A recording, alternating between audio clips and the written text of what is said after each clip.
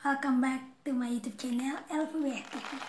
Nah, hari ini di episode kedua di segmen ngobrol bareng with LV.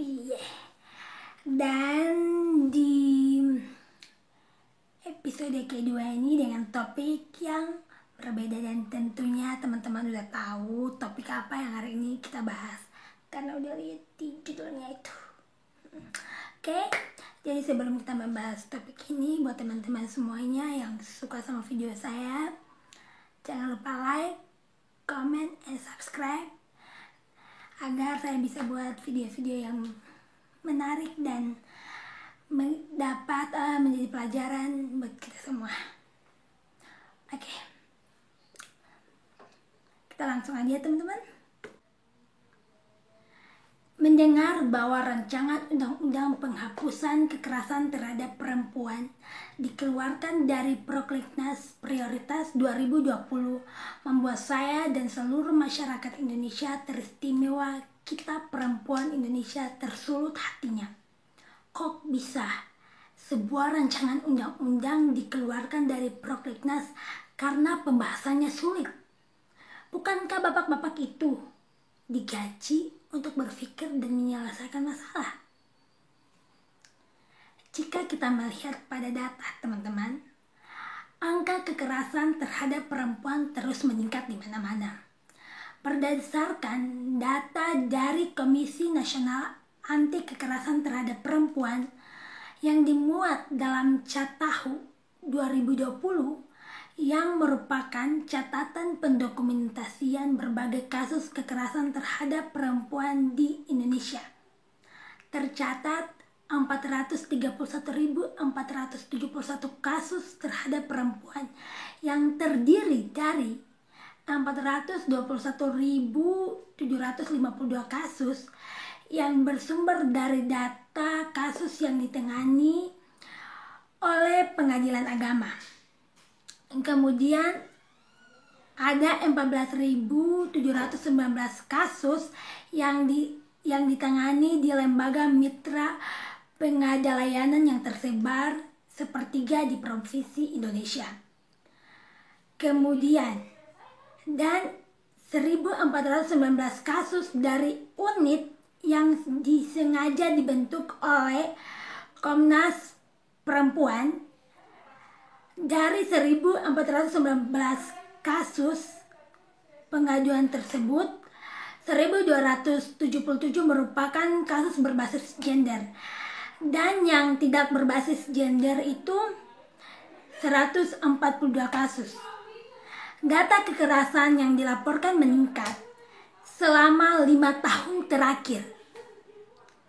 Catahu menyebutkan bahwa maraknya kekerasan terhadap perempuan menjadi budaya yang menguat dan kewajaran karena minimnya perlindungan dan keamanan terhadap perempuan. Teman-teman semuanya, melihat angka kekerasan terus meningkat, tentu ini masalah yang sangat krusial. Rancangan undang-undang penghapusan kekerasan seksual ini sangat urgent dan harus segera disahkan.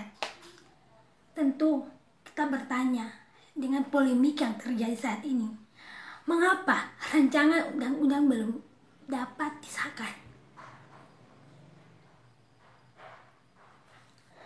Oke teman-teman, jika kita melihat alasan yang beredar saat ini, yang kalau kita baca dari media-media yang keluar, bahwasanya alasan yang menyebabkan rancangan undang-undang ini belum disahkan karena pembahasan yang sulit. Dan teman-teman, coba kita flashback ke belakang pada tahun 2019. Terjadi pro dan kontra terkait rancangan undang-undang penghapusan kekerasan seksual ini. Dan salah satu sikap penolakan yang dilakukan oleh fraksi Partai Keadilan Sejahtera, yang mana melihat bahwa rancangan undang-undang PKS ini dinilai oleh mereka bahwa berperspektif liberal. Dan bahkan sampai banyak orang yang mendatangani petisi penolakan terhadap rancangan undang-undang ini. Dan kendala yang saat ini terjadi adalah bahwasanya pembahasan undang-undang ini sangat sulit. Dalam hal ini, menurut saya, banyak orang belum banyak memahami mengenai isi dalam rancangan undang-undang ini. Menurut saya ada salah satu miskonsepsi yang dialami oleh mereka-mereka yang belum memahami terkait dengan rancangan undang-undang ini, teman-teman. Yaitu seperti definisi dari kekerasan itu tersebut. Dalam rancangan undang-undang ini, menurut mereka, pasal atau definisi kekerasan tersebut mendukung atau dibolehkannya untuk melakukan seks atau dari definisi tersebut dibolehkannya untuk melakukan praktek seks bebas ini.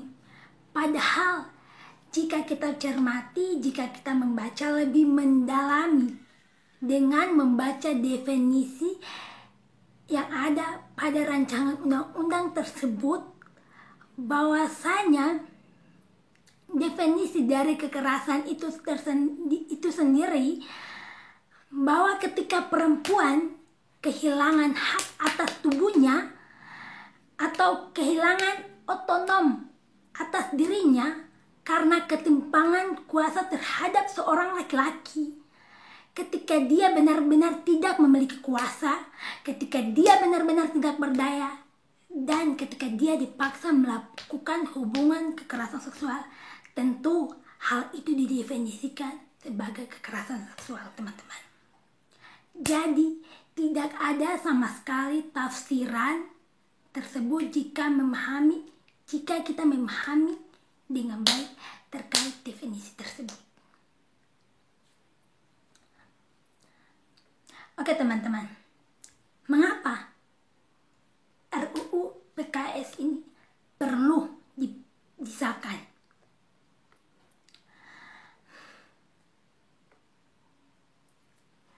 Seperti yang dikatakan pada awal pembahasan, bahwasanya angka kekerasan seksual terhadap perempuan sangat tinggi dari tahun ke tahun. Ini merupakan cikal bakal kenapa perlu adanya rancangan undang-undang PKS ini. Di dalam draft rancangan undang-undang PKS ini disebutkan bahwa kekerasan seksual terdiri dari 9 jenis. Yang pertama, pelecehan seksual. Yang kedua, eksploitasi seksual. Yang ketiga, pemakaian kontrasepsi. Yang keempat, pemakaian aborsi. Yang kelima, pemerkosaan. Yang keenam, pemaksaan perkawinan. Yang ketujuh, pemaksaan pelacuran. Yang kesembilan, yang ke-8 perbudakan seksual, dan ke-9 penyiksaan seksual. Jadi ada 9 ya, teman-teman. RUU PKS ini sungguh sangat penting. Kenapa? Karena ini merupakan payung hukum terkait kekerasan seksual. Tujuan pembuatan RUU ini, teman-teman, menuntut negara memenuhi hak-hak korban. Kemudian hal tersebut berupa penetapan kebijakan baik dari nasional maupun sampai daerah untuk penanganan, perlindungan, dan pemulihan korban dan keluarga dengan integritas dalam pengelolaan internal lembaga negara terkait. Negara juga berkewajiban mengalokasikan biaya pemenuhan kepada korban-korban dalam anggaran pendapatan dan belanja nasional, atau selain itu juga berkewajiban dalam menguatkan peran dan tanggung jawab keluarga, komunitas, masyarakat, dan korporasi dalam penyelenggaraan pemenuhan hak-hak korban. Oke, teman-teman, Jika kita kembali melihat dan mengingat salah satu kasus yang terjadi di beberapa tahun kemarin, itu yang terjadi di Yogyakarta. Salah satunya adalah kasus pelecehan seksual yang dialami oleh mahasiswa di salah satu perguruan tinggi negeri di Yogyakarta, yang mana berakhir dengan jalan damai.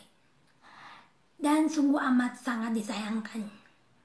Jika kita sudah melihat seperti ini, tentu perempuan-perempuan yang akan menjadi korban akan semakin dirugikan dan terancam keadilannya karena absennya regulasi hukum yang tidak memihak keadilan korban kekerasan seksual tersebut. Teman-teman, menurut Komnas Perempuan, peraturan yang berlaku saat ini belum memberikan jaminan tentang pemenuhan hak korban dan keluarga. Peraturan yang dimaksud seperti KUHP yang berlaku tidak memberikan hak-hak korban dalam hukum acara peradilan. Selain itu, Undang-Undang Perlindungan Anak hanya dapat melindungi anak yang menjadi korban dalam kekerasan seksual. Kemudian, Undang-Undang Nomor 31 Tahun 2004 tentang perlindungan saksi dan korban juga hanya mengatur tentang perlindungan korban seksual yang masih dalam usia anak-anak. Sedangkan korban usia dewasa belum mendapatkan jaminan perlindungan. Maka dengan banyaknya peristiwa-peristiwa kekerasan seksual yang terjadi, harusnya menjadi pijakan untuk pemerintah untuk sadar bahwa Indonesia membutuhkan regulasi hukum yang benar-benar memberikan keadilan bagi para korban kekerasan seksual. Sehingga penting sekali rancangan undang-undang PKS ini perlu disahkan agar dapat menegakkan keadilan, memberikan proses hukum yang tegas bagi kekerasan seksual terhadap perempuan, dan kemudian mencegah terjadinya kekerasan seksual pada perempuan. Sehingga teman-teman, rancangan undang-undang ini sangat-sangat perlu diperlukan masyarakat, terutama bagi mereka korban kekerasan seksual. Teman-teman, di akhir video saya sangat mendukung penuh pengesahan rancangan undang-undang penghapusan kekerasan seksual, dan saya juga menuntut khususnya Komisi 8 DPR RI untuk segera mengesahkan rancangan undang-undang penghapusan kekerasan seksual ini, sehingga terdapat kepastian hukum yang menjamin para korban dan dalam tindak kekerasan seksual. Oke teman-teman, sampai di sini dulu pembahasan kita terkait dengan rancangan undang-undang penghapusan kekerasan seksual. Apabila ada salah kata dari saya mohon maaf. Dan buat teman-teman semuanya, jangan lupa like, komen, dan subscribe. Dan hidup perempuan yang